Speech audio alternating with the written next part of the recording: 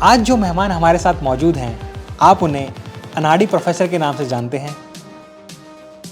लाखों बच्चों को शेयर मार्केट का पाठ पढ़ा चुके हैं। शेयर मार्केट का गुरु माना जाता है। श्री वरुण अग्रवाल जी का हार्दिक स्वागत है। धन्यवाद। तो वरुण जी, मैं सबसे पहले आपसे जानना चाहूँगा कि आप अपनी थोड़ा बैकग्राउंड, थोड़ा एजुकेशन, आपका बचपन कैसा बीता, उसके बारे में थोड़ा सा बताएं। देखिए, एक्चुअल में क्या है कि जैसे बहुत सारे लोगों का काफ़ी पढ़ाई में इंटरेस्ट होता है। काफ़ी बच्चे ये रहते हैं कि हमारे को एक तरीके से ये करना है, वो करना है। ऑनेस्टली लाइक ऐसा कोई एम था नहीं। और मैं ये नहीं कहता कि हम पढ़ाई में बहुत होशियार थे। अपने 70%, 75% आ गए, 80% आ गए, उसमें हम खुश होते थे कि चलो ठीक है, अपने मतलब ठीक मार्क्स आ रहे हैं। और बाकी क्रिकेट में बहुत दिमाग रखता था कि हम सारे दिन क्रिकेट खेलते रहते थे, 8-8 घंटे क्रिकेट खेलते थे। और सारे मतलब एक तरीके से ऑब्जेक्टिव यही था कि ठीक है, मतलब आप अपना खेल कूद करते रहो, पढ़ाई आपकी चलती जा रही है साथ में। अब हुआ क्या कि मेरे साथ एक इंस्टेंस हुआ, और ये इंस्टेंस मेरी लाइफ को पूरा चेंज कर दिया। सो जैसे ही मैं 11th स्टैंडर्ड में आया, सो रुड़की के अंदर मेरी एजुकेशन हो रही थी। और वहाँ पे हमारी इकोनॉमिक्स की जो टीचर थी, उन्होंने मेरे को मेंशन किया पहली बार शेयर।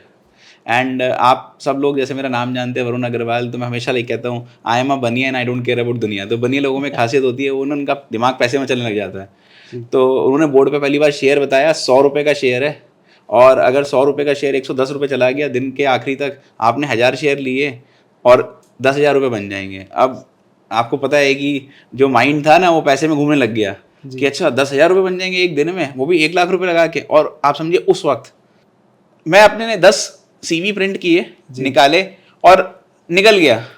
ठीक है, पहली कंपनी में गया, उन्होंने कहा ऐसे थोड़ी ना होता है कि आप आ गए उठ के और आप इंटरव्यू दे देंगे और हम आपको सिलेक्ट कर लेंगे। तो मतलब उन्होंने रिजेक्ट कर दिया। दूसरे में भी ऐसे ही हुआ। लकीली मैं तीसरी कंपनी में गया तो उसकी HR ने कहा मुझे आपका कॉन्फिडेंस बहुत पसंद आया, और उन्होंने मुझे सिलेक्ट कर लिया। मेरी पहली सैलरी आई, मतलब एक 12वीं पास बच्चे के लिए उस वक्त वो सैलरी 30,700 रुपये की सैलरी बहुत थी।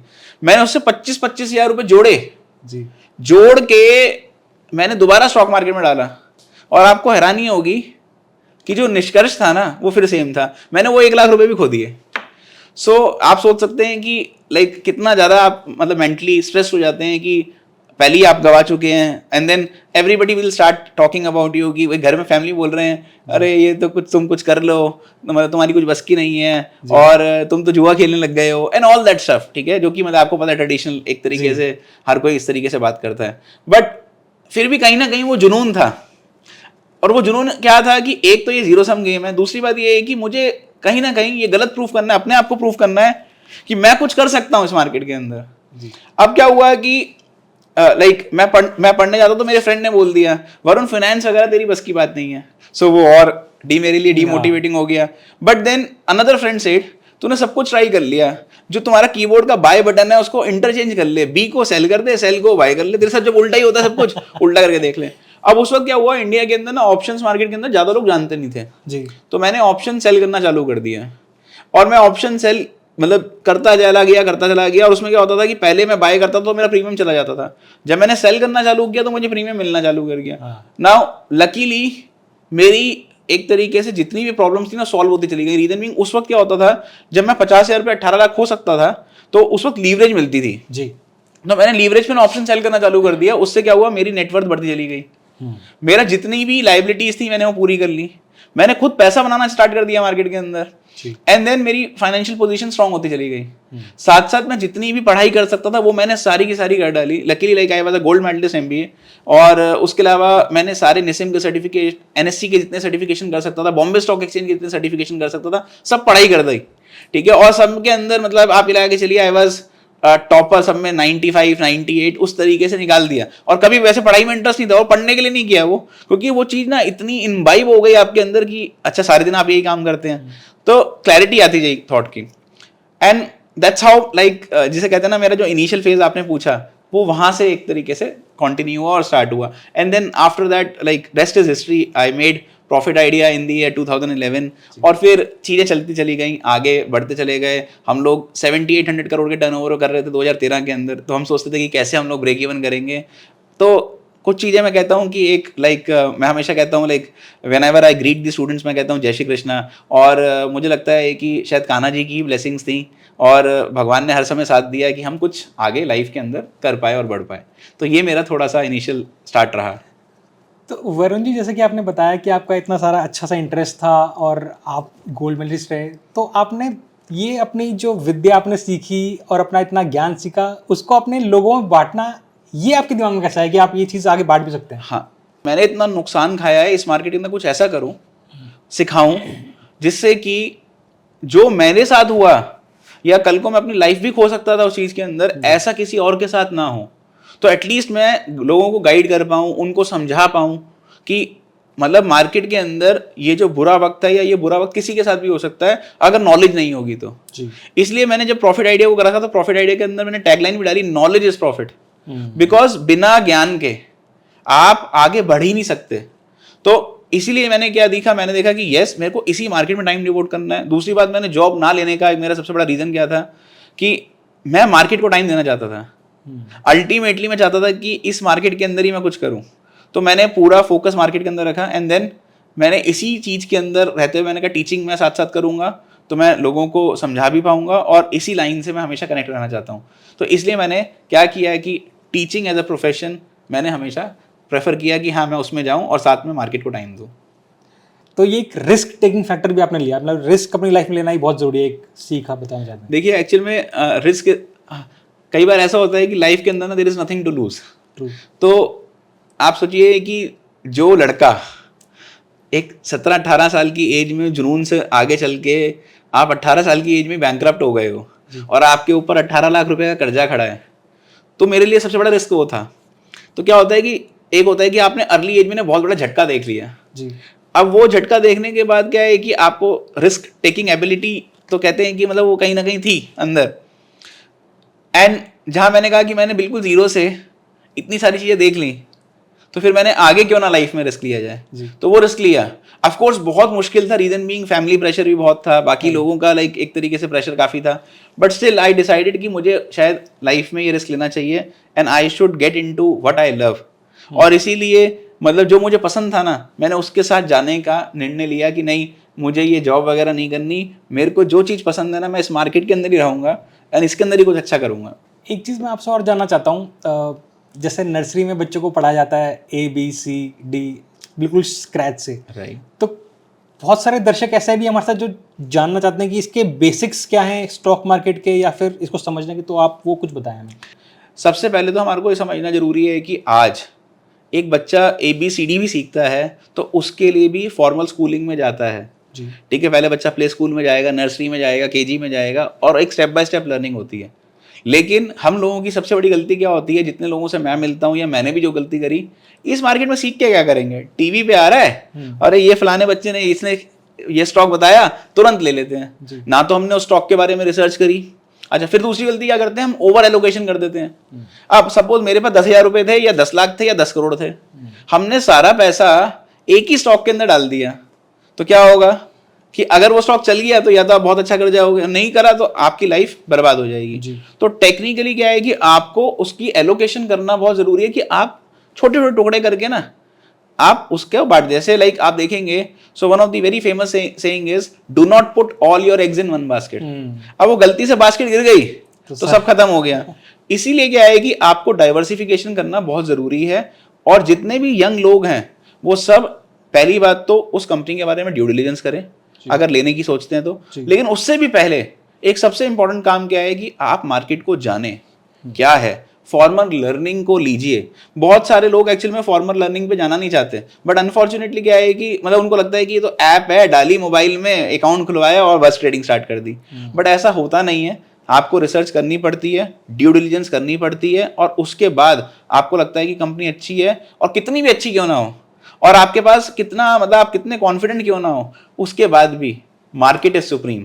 तो हम मार्केट से लड़ नहीं सकते, हमें अपना एलोकेशन छोटा छोटा करके अलग अलग 15 से 20 कंपनियों में रखना चाहिए, जिससे कि हमारी जो रिस्क है वो कम हो जाए और लॉन्गर टर्म के अंदर हम पैसा बना पाएं। तो वरुण सर, हमने एक चीज़ और आपसे जानना चाहेंगे कि बहुत सारे लोग और बहुत सारे ट्रेडिंग के प्रकार हमने सुना है, जैसे कि कुछ लोग कहते हैं कि हमें इंट्राडे ट्रेडिंग करनी है, कुछ लोग कहते हैं कि हमें पोजीशन ट्रेडिंग करनी है। तो ट्रेडिंग के कितने प्रकार होते हैं और बिगिनर्स के लिए आप सबसे बेस्ट ट्रेडिंग जो सूटेबल है वो क्या बताएंगे? देखिए एक्चुअल में क्या है कि मतलब अलग अलग तरीके से हम लोग ट्रेड कर सकते हैं। तो हमारे पास स्विंग ट्रेड है, हमारे पास एक तरीके से हम कहते हैं कि हम लोग पोजिशनल ट्रेडिंग करते हैं, या फिर हमने कहा कि हम इन्वेस्टमेंट्स भी करते हैं, तो लॉन्ग टर्म इन्वेस्टमेंट्स करते हैं। कुछ लोग इंट्राडे ट्रेडिंग में बहुत प्रेफर करते हैं। इंट्राडे में भी लोग स्कैल्पिंग प्रेफर करते हैं। अब स्कैल्पिंग क्या है, आपने कुछ सेकेंड्स में, मिनटों में ट्रेडिंग कर दी। फिर क्या होता है, इंट्राडे में आपने कहा कि मैंने कुछ घंटों के लिए पोजीशन रखी, कुछ मिनटों के लिए पोजीशन रखी। देन देयर इज लाइक कि पोजिशनल ट्रेड। तो पोजिशनल या स्विंग ट्रेड के अंदर क्या होता है कि आपको लगता है कि आपने 4-5 दिन, एक हफ्ते, 10 दिन के लिए पोजीशन रखी। एक स्टॉक लेट्स से सपोज 100 रुपये का, आपको लगता है कि वो 125 रुपये पे जाके कट जाएगा, आपने वो पोजीशन ले ली। फिर आपको लगता है कि मतलब एज पर टेक्निकल चार्ट्स कोई इलियट वेव आप देख रहे हैं, या हार्मोनिक पैटर्न्स आप देख रहे हैं, या फिर कोई इंडिकेटर पे आप ट्रेड कर रहे हैं, उस पर कोई बाय सिग्नल आया, जब तक सेल सिग्नल नहीं आएगा तब तक आपने वो क्या किया, स्विंग ट्रेड को रखा, और उसको पूरे पॉइंट्स को आप कैप्चर करने की कोशिश करते हैं। So this is like different types of trading जो कि लोग एक तरीके से प्रेफर करते हैं या करते हैं। तो इसमें बिगिनर्स को क्या सलाह देंगे कि बिगिनर्स को स्टार्टिंग, जैसे मान लीजिए मैं अगर ट्रेडिंग शुरू करना चाहता हूँ तो मैं किस तरह की ट्रेडिंग शुरू करूँ? देखिए बिगिनर्स के लिए सबसे इंपॉर्टेंट बात यह है कि अगर आप ट्रेडिंग करना चाहते हैं तो आप कोई ना कोई इंडिकेटर या टूल पहले सीख लीजिए। बिकॉज अगर आप बिना सीखे ट्रेड करेंगे तो इट इज़ लाइक, जिसे कहते हैं ना कि मैं आंख बंद करके तीर चला रहा हूँ, तो उसके अंदर आप मतलब मुनाफा कमा जाए तो मेरे को लगता है वो तुक्का होगा। बट अगर आप एक कैलकुलेटेड चीज़ें सीख के, टूल्स सीख के, जैसे मल्टीपल इंडिकेटर्स आते हैं, टूल्स आते हैं, तो अगर आपको सीख के ट्रेड करेंगे तो आई थिंक वो ज़्यादा अच्छे से ट्रेड कर पाएंगे। बट येस, अगर आप चाहते हैं कि हम सीखे भी ना और फिर भी कोई ऑल्टरनेटिव हो, तो आप आज की डेट में like there are lot of website जहाँ पे आप रिसर्च कर सकते हैं। रिसर्च करिए, अच्छी कंपनीज पिक करिए जो कि बड़े नाम हैं, बड़ी कंपनीज हैं और आगे भी अच्छा कर सकती हैं। तो ऐसी कंपनीज करके फिर आप इन्वेस्टमेंट करिए। लेकिन ट्रेडिंग करनी है तो बहुत ज़रूरी है कि हम उसको सीखें, और सीख के साथ ही हम ट्रेडिंग के आगे बढ़ पाएँ। एक चीज़ हमारी टीम ने बहुत रिसर्च करके हमें पता लगा है कि बहुत सारी न्यूज़ एजेंसीज, बहुत सारे बड़े बड़े ऑपरेटर्स, बहुत सारे एडवर्टीजमेंट एजेंसीज, ये सब मिलके एक रिटेल इन्वेस्टर के लिए जाल बिछाते हैं। तो ऐसा भी क्या कुछ है? बिल्कुल। एक्चुअल में क्या होता है कि कई बार ऐसा देखा गया है कि कुछ कंपनीज ऐसी हैं जो कि आर्टिफिशियली इन्फ्लेटेड हैं जी। अब उनकी बुक्स जो हैं फज्ड हैं। सो ऐसा ट्रैप एक्चुअल में ऐसा नहीं है कि हमारे साथ नहीं हो, मेरे साथ भी हुआ है। तो हम लोग एज अ इन्वेस्टर एंड हम ड्यू डिलिजेंस करते हैं, लेकिन फिर भी प्रमोटर के दिमाग में क्या चल रहा है वो मतलब कई बार आप नहीं जान पाते। सो आप कंपनी की रिसर्च करते हैं, उसकी एनुअल रिपोर्ट देखते हैं, उनके नंबर्स देखते हैं जी। अब उनके नंबर्स बहुत अच्छे दिखेंगे, उनकी एनुअल रिपोर्ट सब अच्छी दिखेंगी, चीज़ें सब अच्छी होंगी, लेकिन उसके बावजूद भी आपको मतलब आप देखेंगे कि सब सारे नंबर, सारी चीज़ें, सब कुछ अच्छा दिखने के बाद भी ना, दिस इज ऑल आर्टिफिशियल। उन्होंने पूरी की पूरी annual report, balance sheet, income statement, cash flow statement सब कुछ ना फज कर रखा है। लेकिन हमारे पास तो वही इन्फॉर्मेशन अवेलेबल है, तो हम उस इन्फॉर्मेशन को देखने के बाद और लेट्स से कंपनी की रिसर्च करने के बाद हम देखते हैं कि ठीक है उनकी प्रेजेंस है, लेकिन फिर भी ना अंदर उनकी कोई प्रेजेंस होती नहीं है। They are kind of shell companies only. और होता क्या है कि कई बार इस तरह की कंपनीज ना जान के सोशल मीडिया पे प्रमोट भी की जाती हैं। तो अब क्या होता है कि इस तरीके की कंपनीज के अंदर ना रिस्क जो है आपका बहुत हाई रहता है। तो एक्चुअल में आपको इस तरीके की कंपनीज बच सकते हैं, और उसका बचने का एक तरीका मैं आपको बता दूं, कितनी भी आपके पास लाइक एबिलिटी हो, एनालिटिकल स्किल हो, फिर भी आप उस ट्रैप में क्या पता आ जाए। बिकॉज जब आप समझिए ना, आपके पास जो फर्स्ट हैंड डेटा आ रहा है, एनुअल रिपोर्ट आ रही है, cash flow statement, income statement, balance sheet ही फंस जाएंगी, तो उसके बाद भी आप उसमें फंस सकते हैं। तो उसको अवॉइड करने का जो सबसे अच्छा तरीका है वो जो मैंने आपको बताया ना, डाइवर्सिफिकेशन। मैंने एक कंपनी खरीदी राइस 610, ठीक है। अब मैं आपको उसका बताता हूँ, 80 रुपये में शेयर खरीदा है, सारे नंबर सब कुछ सही। हम हमेशा कोशिश करते हैं कि डेट फ्री कंपनी खरीदें, लेकिन उस कंपनी का शेयर चला ही नहीं। अच्छा, जीरो हो गया। तो ऐसा नहीं है कि मतलब अगर वरुण अग्रवाल एक बहुत बड़ा एनालिस्ट है तो वो हमेशा सही कंपनी पिक करेगा, ऐसा बिल्कुल नहीं है। हम गलतियां करते हैं, बहुत गलती करते हैं। इनफैक्ट मैं आपको बता दूं, बड़ी मतलब आपको हंसी आएगी मेरी बात पे, लेकिन मैं सारे दर्शकों को, सबको एक बात बताना चाहता हूँ कि जितनी गलती हम करते हैं ना, उतनी शायद मतलब जो लोग हमारे से सोचते हैं ना कि मतलब इतने बड़े इन्वेस्टर हैं वरुण सर, तो गलती, हमने बहुत गलतियां करी हैं। तो मार्केट ने ना हमारे को एक तरीके से थप्पड़ मार मार के सिखा दिया। जैसे कहते हैं ना कि आप एक तरीके से, घड़ा पक्का कब होता है, जी तो वैसे ही हाँ, जब तब तपता है, क्या है कि हम ना मार्केट में इतने तप चुके हैं और तब के एक तरीके से समझ में आता है कि अच्छा ये गलती नहीं करनी। बट एक समझदार व्यक्ति कौन है? समझदार व्यक्ति वो है कि गलतियां आप करेंगे और होंगी भी। इस मार्केट की एक अपनी चाम है।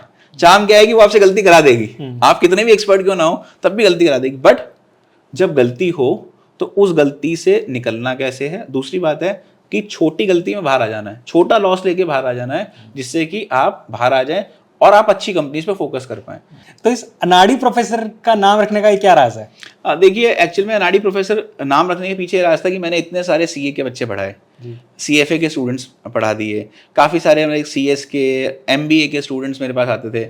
मैं डिफरेंट इंस्टीट्यूट गया, लेकिन मुझे एक बात समझ में आई, और मतलब बेस्ट ऑफ बेस्ट ब्रेन्स के साथ मैंने मतलब एक तरीके से ब्रेनस्टॉर्मिंग करी। अच्छे colleges, IIM, IIT, ministry of external affairs, सब जगह चला गया। लेकिन एक बात जो समझ में आई वो क्या आई कि इस मार्केट में पैसा कमाने के लिए ना सिर्फ आपकी डिग्री वो काम नहीं आएगी।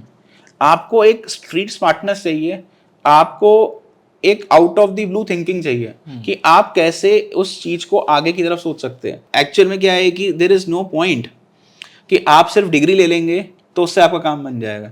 आपको ना एप्लीकेशन आनी चाहिए।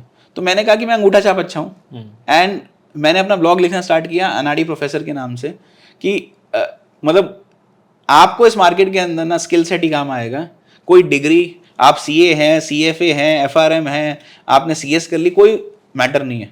काम सिर्फ एक चीज़ आएगी, वो है आपका स्किल सेट।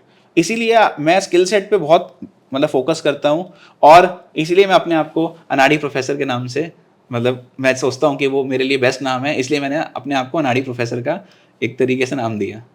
अभी बिग बॉस ओटीटी सीजन 2 का फिनाले जिन्हें जीता एल्विश यादव जी ने, तो वो भी आपके स्टूडेंट रहे हैं। हाँ, एक्चुअल में एल्विश बहुत छोटा था बचपन, मतलब आप लगा के चलिए आई थिंक 11th स्टैंडर्ड में था, तब से वो मेरे पास रेगुलरली आता रहता है। अभी बिग बॉस में जाने से पहले भी अभी आया था, और अभी लाइक अगेन मतलब वो अभी दोबारा आएगा। सो उसका भी बहुत जुनून था। वो एक ही चीज़ मेरे से लाइक बार बार कि ना सर कुछ करना है। उसके फादर मतलब वो स्टॉक मार्केट के अंदर उसका बहुत मतलब इंटरेस्ट था, बट समहाउ लाइक थोड़ा सा फैमिली प्रेशर आप कह लीजिए, तो उस वजह से वो कर नहीं पा रहा था।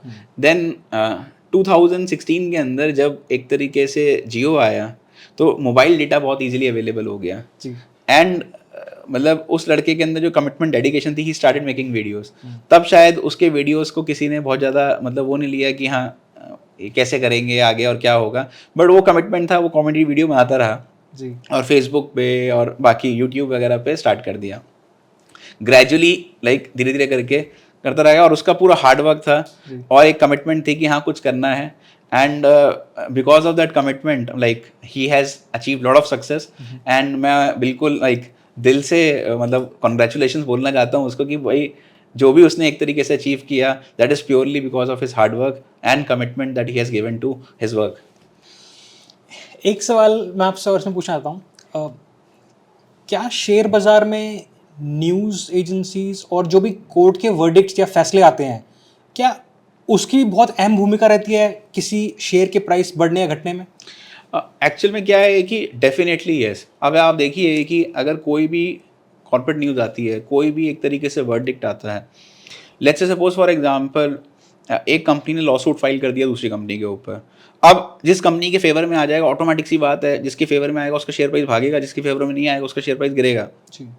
सेकंड चीज़ क्या होती है कि कोई भी आउटकम आता है, लेट्स से सपोज किसी कंपनी ने किसी दूसरी कंपनी को टेक ओवर कर लिया, अब उस टेक ओवर करने से उसको मर्जर का बेनिफिट मिलेगा या फिर एक तरीके से बेनिफिट नहीं मिलेगा, तो वो चीज़ भी बहुत मैटर करती है कि लॉन्गर टर्म के अंदर उसका शेयर प्राइस किस तरीके से बिहेव करने वाला है। सो डेफिनेटली जितने भी न्यूज़ इवेंट्स होते हैं, जितनी भी वर्डिक्ट्स होती हैं, कंपनी के रिजल्ट्स होते हैं, प्रॉफिटेबिलिटी होती है, उन सबको देख के ही हमारे को एक तरीके से अपने डिसीजंस को बेस करना चाहिए, एंड उनको रिव्यू करते रहना चाहिए हर क्वार्टर पे, क्योंकि कंपनीज क्या है क्वार्टरली रिजल्ट्स पोस्ट करती हैं। तो हमारे को हर क्वार्टर पे उसको रिव्यू करना चाहिए कि एक्चुअल में ये जो कंपनीज पोस्ट कर रही हैं कि जो हमने सोचा था उस हिसाब से कंपनीज अपने रिजल्ट्स, अपनी एक तरीके से जो प्लानिंग है उसको एग्जीक्यूट कर पा रही है या नहीं कर पा रही है।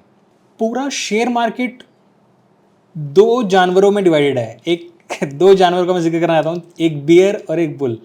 तो इनमें पूरा शेयर मार्केट आपस में डिवाइड है, तो क्या लड़ाई चलती है इसकी में आपस में, इनके बीच में, बियर में, बुल में? इसको आप मैं थोड़ा समझाएं। हाँ, आपने वो एक गेम देखा होगा, टग ऑफ वॉर होता है, जी जी ठीक है। उसके अंदर क्या होता है कि मतलब कुछ लोग इस तरफ होते हैं, कुछ लोग उस तरफ होते हैं, आपस में रस्सी खींचते रहते हैं, ठीक है। ये जो दो जानवर आपने बताए ना, बुल और बियर, इनके बीच में ना वो जैसे अपन रस्सी खींचने का गेम खेलते हैं ना, वैसे ही लड़ाई है। लड़ाई क्या है कि बुल चाहते हैं मार्केट ऊपर जाए, बियर वाले चाहते हैं मार्केट मंदा रहे। तो देखो एक्चुअल में क्या है कि बुल का मतलब क्या है, बुलिश, बियर का मतलब क्या है, बियरिश। तो तेजी और मंदी, हमारी मार्केट के अंदर हम उनको बोलते हैं तेजी और मंदी में खेलना चाहते हैं। तो जो भी एक तरीके से फाइट है ना, ये फाइट इसलिए जरूरी है क्योंकि अगर मार्केट हमेशा चढ़ता रहेगा तो ऐसा नहीं हो सकता कि हमेशा सब लोग पैसा बनाते रहें। गिरता रहेगा और सब हमेशा गवाते रहें, ऐसा भी नहीं हो सकता। जैसे मैंने आपको बताया, जब मतलब मैं आपको अपनी स्टोरी बता रहा था, it's a zero sum game. यही बात मुझे समझ में आई थी कि ये जीरो सम गेम है। तो जीरो सम गेम का मतलब क्या है कि कुछ लोग एक तरीके से हमेशा तेजी की तरफ रुझान करेंगे, कुछ लोग मंदी की तरफ रुझान करेंगे। अच्छा, इसमें ना कुछ लोग ऐसे भी हैं जिनको मैं बोलता हूँ एक तरीके से चूहे की तरह काम करते हैं, आर्बिट्राजर्स। तो तीसरा मैं जानवर भी यहाँ पे जोड़ देता हूँ, आर्बिट्राजर। चूहा क्या करता है, वो उतरता रहता है छोटा छोटा छोटा करके, ठीक है। तो वो बेसिकली क्या है कि उनका ऑब्जेक्टिव बड़ा सिंपल है कि हमारे को हमारी जेब से कुछ जाना नहीं चाहिए, आना कुछ ना कुछ आता रहे। तो इस मार्केट में आर्बिट्राजर्स भी हैं, इस मार्केट के अंदर स्पेक्यूलेटर्स भी हैं, इस मार्केट के अंदर इन्वेस्टर्स भी हैं। तो जो इन्वेस्टर क्लास है ना, वो सिर्फ एक तरफ सोचती है, ऊपर जाना चाहिए, बुलिश है वो। अब जो एक तरीके से स्पेक्यूलेटर्स हैं, स्पेक्यूलेटर्स दोनों तरफ बेट लगाते हैं, कभी तेजी कभी मंदा। तो इसलिए मार्केट ऊपर नीचे करती रहेगी। एक और चीज है, अगर मार्केट बिल्कुल फ्लैट हो जाए, ठीक है, तो अगर आदमी की भी दिल की धड़कन आपकी ईसीजी अगर फ्लैट आती है तो क्या होता है, काम खत्म हो गया। इसलिए क्या है कि मार्केट अगर बिल्कुल फ्लैट हो जाए तो मजा नहीं आएगा। उसमें ये जो तीन जानवर मैं डिस्कस कर रहा हूँ ना, बुल, बियर और ये एक चूहा जो बीच में मैंने ला दिया, आई थिंक ये बहुत ज़रूरी है, जिससे कि दिल की धड़कन चलती रहे और मार्केट की धड़कन भी चलती रहे और सारे इन्वेस्टर्स खुश रहें। और इस मार्केट का यही चाम है कि ऊपर नीचे नहीं होगा तो फिर उसका चाम ही खत्म हो जाएगा। अभी करंट में जैसे अभी हम अगस्त 2023 में आपस में बात कर रहे हैं, तो इस वक्त शेयर मार्केट का करंट एनालिसिस क्या कहता है, वो बताएं। हाँ, देखिए एक्चुअल में अभी मुझे लगता है कि इंडियन मार्केट ना बहुत इंपॉर्टेंटली पॉइज्ड है। मैंने लास्ट ईयर मतलब आप मेरे चैनल पे जाएंगे, प्रॉफिट आइडिया ऑफिशियल पे या अनाड़ी प्रोफेसर के नाम से मैं थोड़ा थोड़ा वीडियो डालता रहता हूँ। आजकल की डिमांड ऐसी मान लीजिए है।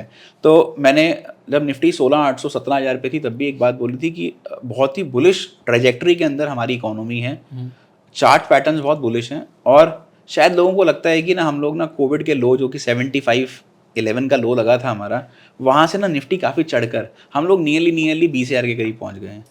और एक्चुअल में सच्चाई में आपको बताऊँ ना तो इंडिया के अंदर इतनी ग्रोथ है। आप देखिए हमारी इकोनॉमी कंजम्पशन इकोनॉमी है और यहाँ से जो अभी लगभग हम लोग 19,000 के करीब खड़े हैं निफ्टी के ऊपर, मैं कन्विंस्ड हूँ इस बात में, मुझे कोई दोराई नहीं है। और मैं सारे लिसनर्स को, सारे रीडर्स को एक बात बता दूँ, भारतीय इकोनॉमी ऊपर ही जाने वाली है। और आप अगर भारत पे विश्वास कर सकते हैं, अगर आप ये समझ सकते हैं कि यहाँ से हमारा स्कोप बहुत ज़्यादा है, तो आप देखेंगे कि निफ्टी आपके लिए कोई बड़ी बात नहीं होगी। अभी 20,000 को भी पार करेगी, आने वाले टाइम के अंदर 25,000 भी पार करेगी, 35,000 भी पार करेगी और 50,000 भी पार करेगी।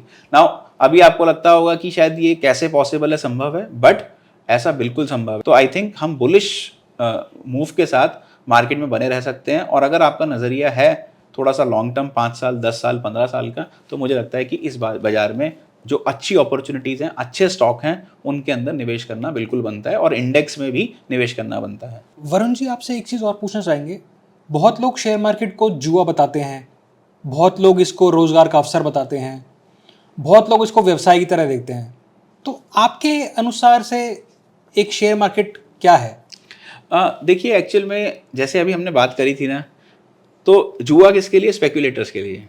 स्पेक्यूलेटर का काम क्या है? जुआ खेलना, ठीक है।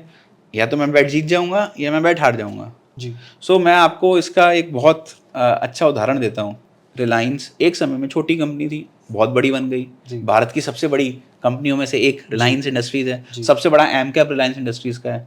जस्ट बिकॉज वो बड़ी बन गई तो क्या उसका बिजनेस खराब हो गया? ये मेरा सवाल है आप सब लोगों से। क्या उसका बिजनेस खराब हुआ? नहीं हुआ। ऐसे ही HUL, हिंदुस्तान यूनिलीवर इतना बड़ा बिजनेस कर रही है। आप देखो आपके घर में तेल, शैम्पू, आपका एक तरीके से बर्तन धोने का विम बार, तुम खाने जाते हो तो क्वालिटी वॉल्स, ठीक है। आपको एक तरीके से पैक फूड खाना है तो HUL आपके पास आता है। कोई सोप आप यूज़ करते हैं तो आप HUL आता है। अगर मान लो चाय पीनी है, कॉफ़ी पीनी है तो चाय पियोगे तो आपने कहा वाह ताज, तो ताजमहल की चाय वो भी HUL की है। आपने बोला एक तरीके से चाय लेते हो तो ब्रुक बॉन्ड की टी HUL की है, कॉफ़ी पीनी है ब्रू की कॉफ़ी HUL की है। सो हमें ये समझना है कि जस्ट बिकॉज वो कंपनी बढ़ गई है या उसके पहले इतना कमाती थी आज इतना कमाती है, इसका मतलब ये नहीं है कि वो उतना नहीं कमा सकती।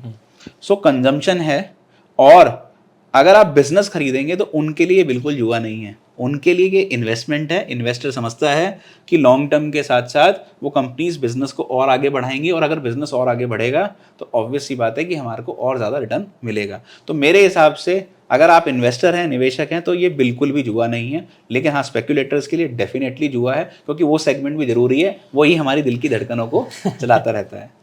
आप जैसे कि बच्चों को अब इसके बारे में, स्टॉक मार्केट के बारे में, शेयर मार्केट के बारे में आप पढ़ाते भी हैं, तो क्या आप खुद इसमें एक्टिवली पार्टिसिपेट भी करते हैं, मतलब कि आप खरीदते और बेचते भी हैं शेयर्स को? हाँ बिल्कुल, एक्चुअली में मैं एक बहुत एक्टिव ट्रेडर हूँ, और मतलब मैं खुद भी एक तरीके से इन्वेस्टमेंट्स करता हूँ।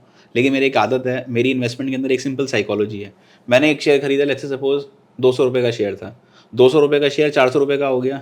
सपोज मैंने उस शेयर के अंदर 1 लाख रुपये डाले थे, मेरे 1 लाख रुपये 2 लाख हो गए। मेरी एक सिंपल आदत है, क्या करूँगा मैं 50% अपना शेयर बेच दूंगा, मेरी इन्वेस्टमेंट घर आ गई। उसके बाद मैं उस शेयर को देखता ही नहीं, मतलब मैं उस शेयर को देखना छोड़ देता हूँ। इसीलिए मैं उस शेयर को कई बार 50 गुना, 100 गुना, 1000 गुना देख पाता हूँ, देखना ही छोड़ देता हूँ। इनफैक्ट मतलब मेरी फैमिली में मेरी बीवी मेरे को बोलती है, अरे ये शेयर इतना बढ़ गया, अब काट दो, ठीक है, या दोबारा गिर गया खरीद लो। तो मैं क्या है, मैं उसको देखता ही नहीं हूँ, मैं देखना ही छोड़ देता हूँ। अब मैंने मतलब ऐसी कंपनी ले रखी है, आप देखो हवाई चप्पल के अंदर मैंने रिलैक्सो फुटवेयर खरीदा था, 35 रुपये का रिलैक्सो फुटवेयर अभी 1000 रुपये आ गया। मुझे फ़र्क ही नहीं पड़ रहा, क्यों? क्योंकि मेरे पे फ्री के शेयर पड़े हुए हैं, ठीक है। ऐसे ही ईशर मोटर खरीदा, ठीक है, फ्री वाले, मतलब आपने क्या किया, अपना पैसा निकाल लिया, उसके बाद चलने दिया, तो वो मल्टी बैगर बन गए।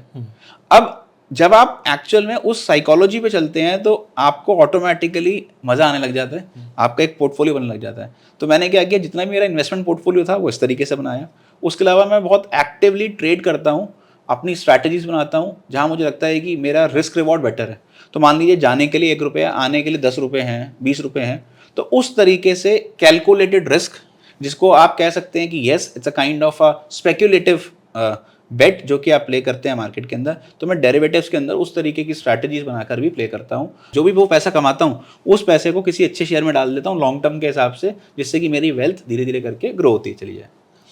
इसी से एक जुड़ा हुआ सवाल मैं आपसे और पूछना चाहता हूँ, क्योंकि आपने बताया कि आप एक्टिवली ट्रेडिंग भी करते हैं, तो मैं जानना चाहता हूँ कि ऐसा कोई ट्रेड के बारे में आप अगर बताना चाहें जो आपको मैक्सिमम प्रॉफिट इसमें आपने अभी तक कमाया हो, या फिर आप मतलब अमाउंट नहीं बताना चाहिए, ठीक है, बट कितना मैक्सिमम प्रॉफिट अभी तक आपने कमाया है, और एक मैक्सिमम लॉस के बारे में आप जरूर बताएं। हाँ देखिए, एक्चुअली में क्या है कि मतलब प्रॉफिटेबिलिटी की बात करें तो मैंने एक लाइक स्टॉक के अंदर 2.5 करोड़ 3 करोड़ का प्रॉफिट बनाया है, ठीक है। अब जैसे मैं आपको एग्जांपल लेता हूँ, ब्लू चिप कंपनी टाइटन, तो हर कोई टाइटन के बारे में जानता है, तनिष्क की ज्वेलरी आती है, कैरेटलिन वगैरह है।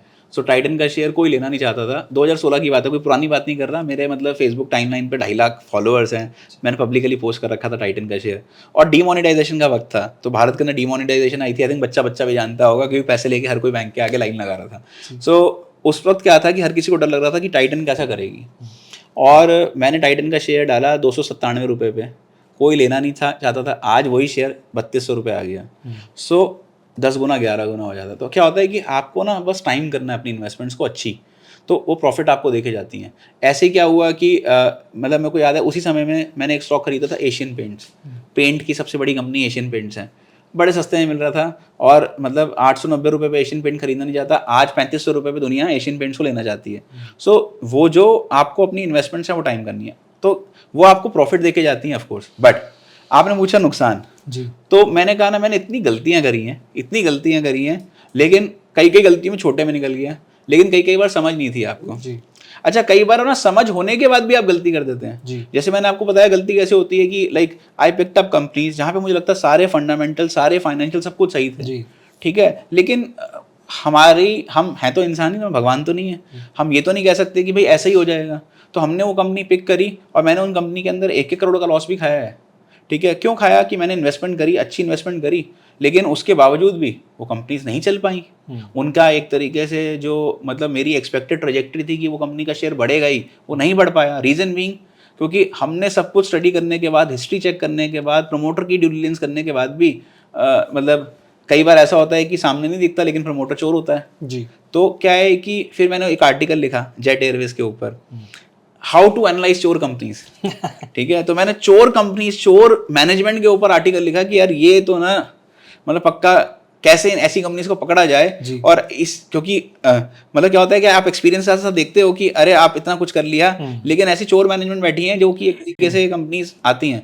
सो मैंने अपने कुछ फिल्टर्स बनाए जिससे कि जैसे मैंने आपको कहा ना कि आपने एक गलती कर दी तो आप दोबारा ना करें, बट फिर भी ये मार्केट है, हम अपनी तरफ से जितना ड्यू डिलिजेंस कर सकते हैं करते हैं, लेकिन फिर भी नुकसान होते हैं। तो निवेशक, ट्रेडर्स, जितने भी बच्चे, जितने भी स्टूडेंट्स हैं जो मुझे सुनते हैं, प्लीज़ मैं आप लोगों से एक चीज़ आपको ज़रूर बताना चाहता हूँ, आप कभी भी ऐसा मत सोचिएगा ज़िंदगी के अंदर कि हम कितने भी बड़े निवेशक क्यों ना बन जाएं, गलतियाँ होंगी, गलतियाँ होना इस मार्केट का पार्ट है। एक और चीज़, अच्छे जितने भी ट्रेडर्स हैं, चाहे वो बताए ना बताएं, मैं आपको बता रहा हूँ, अगर 10 चीज़ें सही करता हूँ ना तो 100 गलत करता हूँ। आपको मैं खुल के बता रहा हूँ ये बात, मेरी 100 गलतियाँ होंगी। गलतियाँ ना क्या होता है कि दिखती नहीं है, सिर्फ अच्छी चीज़ें दिखती हैं, क्योंकि वही बात है, सोशल मीडिया का ज़माना है तो हम चाहते हैं कि सारी अच्छी चीज़ें दिखें, लेकिन ऐसा बिल्कुल नहीं है। आप ये चीज़ समझ लीजिए कि गलतियाँ होंगी, गलतियों को छोटे में बाहर आ जाओ, लेकिन प्रॉफिट जो है, प्रॉफिट पचाने की क्षमता रखो। सिंपल सी बात है, you have to be humble enough, accept your mistake. गलती हो गई भाई साहब, बाहर निकलो, हमने ट्रेड गलत ले लिया, क्या हो गया, काटो, छोटा लॉस लेके बाहर आ जाओ ना, दूसरे शेयर में लगा लो, दूसरा शेयर पैसा दे देगा, जरूरी है कि उसी शेयर में रखना है। तो आपको अपने नुकसान को मिनिमाइज करना है, और जैसे मैंने कहा ना, बड़ा पेट रखना है जी।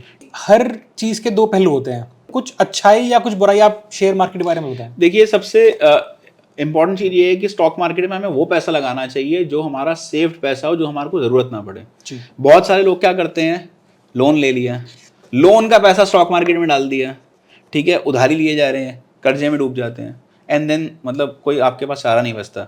तो बेस्ट है आप स्टॉक मार्केट के अंदर वो पैसा डालिए जो आपकी सेविंग्स हो, जिसको आप रख सकते हो, और किसी कारणवश मार्केट अनसर्टेन है, मार्केट में कोई क्रैश आ गया, कोविड किसी को नहीं मालूम था, अच्छे बिजनेसेस बंद हो गए, अच्छे मैं देखता हूँ, मतलब काफ़ी, मतलब मेरे नेटवर्क में लोग हैं, स्टूडेंट्स हैं, इन्वेस्टर्स हैं, बड़े बड़े रेस्टोरेंट चला रहे थे, बड़ी बड़ी मैन्युफैक्चरिंग कंपनी चला रहे थे, सब ठप हो गया। सो बुरा वक्त बता के नहीं आएगा। कोविड तो किसी ने सोचा भी नहीं था कि ऐसा कुछ हो जाएगा, बट आ गया और काफ़ी सारी कंपनीज के बिजनेसेस ठप हो गए। सो आपको समय, और उस वक्त मार्केट भी नीचे गई। अब जिनका टेम्परामेंट नहीं था उस मंदी को देखने का, तो उनको नुकसान भी हुआ।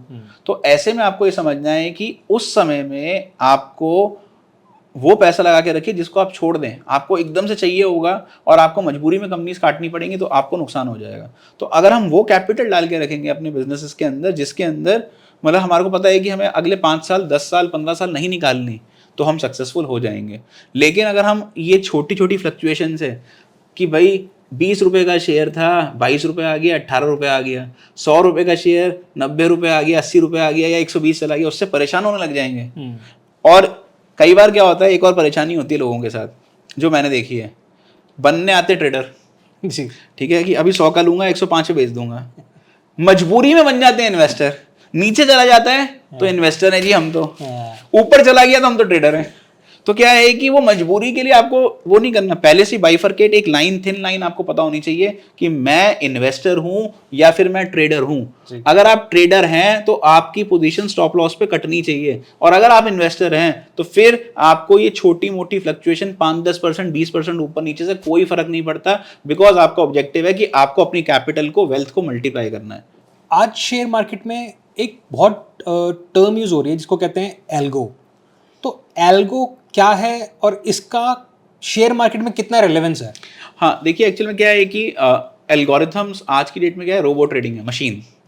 तो मैं काफ़ी सारी अपनी ट्रेडिंग आज की डेट में एल्गोरिथम्स पे डाल दी हैं। सो अभी क्या है, देखिए, मैं आपके साथ मतलब मान लीजिए इंटरव्यू कर रहा हूँ, बट मेरी ट्रेडिंग चल रही है। हाँ। मेरी ट्रेडिंग को कोई इम्पैक्ट नहीं आ रहा। क्यों नहीं आ रहा? क्योंकि सिस्टम को सुबह जागना है, मेरा सर्वर अपने आप सुबह जगेगा, 9 बजे का उसका टाइम है कि सुबह उठ जाना है, ठीक है, 4 बजे उसके सोने का टाइम है, वो अपने आप सो जाएगा। तो सिस्टम अपने आप उठता है, अपने आप उसके अंदर स्ट्रैटेजीज डिफाइंड है, एज पर दी मार्केट कंडीशन अपने आप स्ट्रैटेजी डालता है, 3:27 28 मिनट पे सारी स्ट्रैटेजी स्क्वायर ऑफ कर देता है। आप शाम को देख लीजिए अपनी मोबाइल ऐप के ऊपर आपने कितना नफ़ा कमाया, क्या नुकसान कमाया, पूरा रिस्क डिफाइंड है। सिस्टम ने डिफाइन कर रखा है कि भाई मान लो मेरे को 1% से ज़्यादा, 1.5% से ज़्यादा लॉस नहीं हो सकता, तो वो नहीं होगा एक दिन में, और वो आपको मैक्सिमाइज करके देगा प्रॉफिट। तो पूरा purely system based, entirely system based trading हो रही है। Without any human intervention. तो एल्गोरिथम्स आज आप किसी भी कंडीशन में आपकी जो भी स्किल, आपको जो भी इंडिकेटर, जो भी आप एक तरीके से मार्केट के अंदर टूल्स हैं, उसके हिसाब से आज एल्गो डिज़ाइंस की जा सकती हैं, उसके हिसाब से आप ट्रेड कर सकते हैं, प्लस वो आपको सब कुछ ऑटोमेट करके दे देंगे। नॉट ओनली दिस, आजकल एआई बहुत स्ट्रॉन्ग है जी। तो आर्टिफिशियल इंटेलिजेंस पे, मशीन लर्निंग पे बहुत फोकस है। वो क्या करती हैं, आपके रिस्क के हिसाब से आपको पोर्टफोलियो डिज़ाइन करके देती हैं, ये कंपनीज ले लीजिए, ये कंपनीज निकाल दीजिए, और ऑटोमेटिकली करती रहती हैं खरीदी बेची भी। डिफाइन कर दीजिए कितने पैसे डालने हैं, किसी ने बोला 1 लाख डालना है, किसी ने बोला 10 लाख डालना है, किसी ने बोला 1 करोड़ डालना है।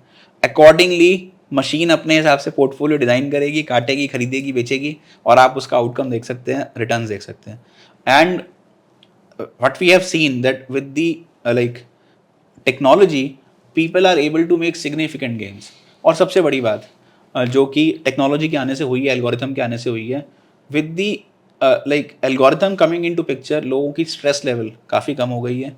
प्लस क्या होता है कि आप उतनी क्वांटिटी में, उतनी स्पीड में ट्रेड कभी कर ही नहीं सकते जो मशीन कर सकती है। प्लस साथ में क्या है कि सिस्टम ने इंश्योर कर दिया कि आप स्ट्रेस फ्री एक तरीके से लाइफ जी पाएं। और स्पेशली जिनके पास कैपिटल इकट्ठी हो गई है, पूंजी है, वो इन्वेस्टर सारे दिन सिस्टम पे बैठना नहीं चाहता। वो कहता है यार मतलब आज की डेट में मैं अपनी फैमिली के साथ एंजॉय करूं, कहीं घूमने जाऊं, कुछ भी करूं, और सिस्टम को काम करने दो। तो उसने अपने जो उसके दिमाग में था वो सब कुछ उसने सिस्टम पे कोड कर दिया, और वो कोड के हिसाब से एल्गोरिथम ट्रेडिंग चल रही है। हर मिडिल क्लास एक जो आदमी, बिकॉज हम सारे मिडिल क्लास फैमिली से आते हैं, तो एक मिडिल क्लास फैमिली के बंदे का एक सपना होता है कि एक बड़ा घर हो, एक बड़ी गाड़ी हो, और बहुत बड़ा बैंक बैलेंस हो। तो क्या ये सब चीज़ें शेयर मार्केट से पॉसिबल हैं? जैसे मैंने आपको बताया, मेरे को बाकियों को तो नहीं मालूम, बट मैंने जब अपना करियर स्टार्ट किया तो कैरियर स्टार्ट बाद में हुआ होगा, पहले बैंकक्रप्ट हो गया जी। मेरे पास कुछ नहीं था। आज मेरा ब्रेड एंड बटर, जितना भी एक तरीके से मैंने पैसा कमाया, सो आई रिमेंबर मैंने अपनी BM खरीदी, अपना घर बनाया, ठीक है, सब कुछ लाइक एसेट बेस बनाया, जो मेरे को एसेट खरीदने से लिया, best of best 5 star 7 star luxury के अंदर एक तरीके से जो चाहिए था वो अचीव कर लिया। और आज जो भी मैं 3 कंपनी चला पा रहा हूँ, जो भी मैंने एक तरीके से अचीव किया लाइफ के अंदर, शायद वो नहीं बन पाता। तो आप ऐसा बिल्कुल मत सोचिए कि इस मार्केट के अंदर आप पैसा बना नहीं सकते। मतलब बहुत इंतहा पैसा है, ये तो मैं आपको बता सकता हूँ। आप कितना मर्जी कमा सकते हैं, बट डिसिप्लिन चाहिए। इस मार्केट के अंदर ना आपको बहुत डेडिकेटेडली वर्क करना है। मैंने जेन्युइनली बता रहा हूँ आपको, मतलब कई लोगों को लगता है कि जब वो मेरे को सोशल मीडिया पे देखते हैं, अरे सर के पास तो देखो कितना पैसा है, इतना मतलब घूमते हैं, यहाँ चले जाते हैं, वहाँ चले। मैंने लिटरली अपनी ज़िंदगी के अंदर आप लगाइए, सोने को भी कई बार नसीब नहीं हुआ, 22 घंटे मेहनत करी है और बहुत मतलब जी जान से मेहनत करी है, ठीक है। बट आप जब एक लेवल के बाद कहीं कुछ अचीव कर लेते हैं तो आपको लगता है कि ठीक है, अब आपकी टीम है, वो टीम आपको थोड़ा सपोर्ट करती है और आपको मतलब एक तरीके से मेहनत करती है कि वो आप आगे अपना काम करते रहें। बट डेफिनेटली जो लोग अपना मतलब मेहनत करना चाहते हैं, ब्रेड एंड बटर कमाना चाहते हैं और ड्रीम्स देखते हैं कि हाँ इस फाइनेंशियल मार्केट के अंदर हम अपनी ड्रीम्स को फुलफिल कर पाएँ, मुझे लगता है कि डेफिनेटली कर सकते हैं। इसी सवाल से जुड़ा हुआ सवाल मैं और पूछना चाहता हूँ, क्योंकि बेसिकली एक मिडिल मैन क्या सोचता है, जो मिडिल क्लास का एक व्यक्ति होता है कि यार मेरी सारी जमा पूंजी है, सारी सेविंग्स है, वो मैं इसमें लगा दूँ, और फिर मतलब उसको खोने का डर लग जाता है। तो आप कुछ ऐसा बताएं कि वो ये इसका डर उसके अंदर से निकल जाए। देखिए वो डर निकलेगा कैसे जी, जब आप उतनी कैपिटल लगाएंगे जिसको आपको खोने का डर ही ना हो। मैंने ये बात अभी बोली थी थोड़ी देर पहले कि हमें वो पैसा लगाना चाहिए जो हम किसी से लोन बोरो नहीं कर रहे, जो हमारे को इमीडिएटली नहीं चाहिए। तो जब आपको खोने का डर नहीं होगा ना, तब आप सही डिसीजन लेंगे। जब आपको बार बार खोने का डर होगा ना, तो डर क्या करता है, आपको आपकी बुद्धि पे हावी हो जाता है। अब मान लो मैं एक टेक्निकल चार्ट स्टडी कर रहा हूँ, मैं एक एनालिसिस कर रहा हूँ, मुझे पता है कंपनी बढ़िया है, इसका टेक्निकल चार्ट भी बढ़िया है, थोड़ा सा नीचे जाएगा ना पैनिक होने लग जाएगा। अच्छा एक और बात बताता हूँ, जैसे सपोज फॉर एग्जांपल जितने भी लाइक जैसे सपोज मैंने कोई कंपनी खरीद ली है, मैं आप सब लोगों के साथ शेयर करता हूँ। मान लो उस कंपनी के अंदर मैंने 50,000 लगाए हैं। ऑनेस्टली मैं आपको बता रहा हूँ, मैं उस कंपनी को ना शेयर को देखूंगा भी नहीं, क्योंकि मैंने पूंजी के लगाई है 50,000। अब शायद मेरी पूंजी के हिसाब से 50,000 रुपये मेरे को ज़्यादा लगेंगे ही नहीं, लेकिन क्या पता किसी के पास टोटल पूंजी 50,000 थी और उसने पूरे 50,000 लगा दिए। अब उसमें 500 रुपये भी जा रहे हैं ना, तो उसकी दिल की धड़कन, उसकी जो ECG की रेखाएं है ना, वो कुछ ज़्यादा ही तेज चलने लग जाएंगी। तो जब उस दिक्कत आएगी ना आपको, तो इसका मतलब क्या है कि शायद आप अगर वो बंदा भी उस कंपनी के अंदर अपनी पूंजी लगाता सिर्फ 1,000 रुपये, 5,000 रुपये, तो उसको डर नहीं लगता जी। लेकिन क्योंकि उसने अपनी पूंजी पूरी लगा दी तो उसका डर बढ़ गया। तो इसीलिए आप छोटा छोटा एलोकेट करिए, कम कम एलोकेट करिए, जिससे कि आपका रिस्क कम रहे और आपके जो रिवॉर्ड्स हैं वो बेटर बन जाए। तो ये मैं एक तरीके से हमेशा प्रेफर करता हूँ। तो एक यूथ को जैसे ही वो 10+2 करता है तो उसको पता ही नहीं होता कि उसको आगे जाके करना क्या है, तो क्या ऐसी कोई स्पेसिफिक डिग्री या फिर स्पेसिफिक स्किल या फिर कुछ ऐसा ज़रूरी चाहिए उसको शेयर मार्केट में आने के लिए, या वो कैसे भी कर सकता है, उसके बारे में आप थोड़ा बताएं। हाँ, देखिए एक्चुअल में क्या है कि जैसे मैंने पहले भी कहा था और अब दोबारा बताता हूँ कि स्टॉक मार्केट के अंदर ना अगर आप बिना सीखे जाएंगे तो क्या है कि आप तुक्के में काम कर रहे हैं जी। एक और चीज़ है, यहाँ पे ना बिना सीखे जाने में ना लर्निंग की जो कॉस्ट है ना वो बहुत हैवी है, क्योंकि लर्निंग की कॉस्ट एक ही तरीके से दी जाती है यहाँ पे। जैसे हम लोग प्रीपेड मोबाइल यूज़ करते हैं ना, ठीक है, रिचार्ज किया, फ़ोन पे बात कर ली, रिचार्ज खत्म। ऐसे ही लोग क्या करते हैं, जो लोग सीखने आते हैं, स्पेशली मतलब बच्चों के अंदर ऐसा होता है, अरे हम मतलब सीख के क्या करेंगे, डायरेक्ट अकाउंट खुलवाएं, अकाउंट खुलवा के ट्रेड करने लग जाते हैं। और वो क्या करते हैं, उस चीज़ के अंदर ट्रेड करने के लिए अपना अकाउंट खुलवाते हैं, 50,000 डाले, लाख रुपये डाले, फिर वो लाख रुपए उड़ा दिए, खत्म हो गए। खत्म होने के बाद रिचार्ज अगेन, ठीक है, तो वो दोबारा पैसा डालते हैं, दोबारा रिचार्ज खत्म कर देते हैं। तो लर्निंग की जो आपकी कॉस्ट है वो बहुत हैवी है।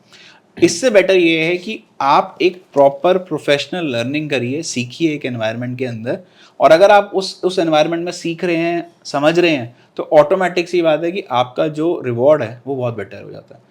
सेकंड जो बड़ी इंपॉर्टेंट चीज़ है वो ये है कि जैसे मेरे पे काफ़ी सारे लोग ये पूछते हैं कि सर आप एक तरीके से क्या सिखाते हैं, क्या करते हैं। तो प्रॉफिट आइडिया के अंदर मैं एक कोर्स करिकुलम रन करता हूँ। इट्स अ कंप्लीट लगभग 1 साल 2 महीने का कोर्स है। उस कोर्स के अंदर हम लोग ना 8 अलग अलग कंपोनेंट्स पे ट्रेनिंग दे रहे हैं स्टूडेंट्स को। तो ये जो प्रोग्राम है, ये प्रोग्राम मैंने ऐसे डिज़ाइन किया है कि अगेन मतलब डिग्री एंड सर्टिफिकेट इंपॉर्टेंट नहीं है, even though we provide the certification and everything, but वो मेरे लिए कभी इंपॉर्टेंट नहीं है। मैं हमेशा कहता हूँ कि आप सीखिए, समझिए, और काफ़ी सारे इन्वेस्टर्स मतलब वो सीख के आज अच्छा कर रहे हैं and they are doing really good in their professional life and investing life. सबसे बड़ी गलती आप बता सकते हैं जिनसे एक इन्वेस्टर बच जाए या फिर उसको ना करे या ना दोहराए? मेरे को लगता है कि सबसे बड़ी गलती जो हम लोग करते हैं ना, सभी ने नाम सुना है राकेश झुनझुनवाला जी, वॉरेन बफे। तो राकेश झुनझुनवाला और वॉरेन बफे अपने आप में होने में या फिर वरुण अग्रवाल बनने में इसके लिए कोई अलग से एक एक्स फैक्टर चाहिए होता है, या फिर कई मिलियन बिलियन डॉलर बन गए जी? तो टेक्निकली क्या है कि हमारे को बस ये समझना है कि कुछ एक्स्ट्रा ऑर्डिनरी नहीं करना। एक चीज़ होती है इनसाइडर ट्रेडिंग, बेसिकली ये पहले भी होती थी और आज भी बहुत ज़ोरों शोरों से हो रही है। कोई ऐसी इन्फॉर्मेशन होना जो कि जनरल पब्लिक के पास नहीं है, और अगर आप उस इन्फॉर्मेशन पे ट्रेड करते हैं, that is what we call it as insider trading.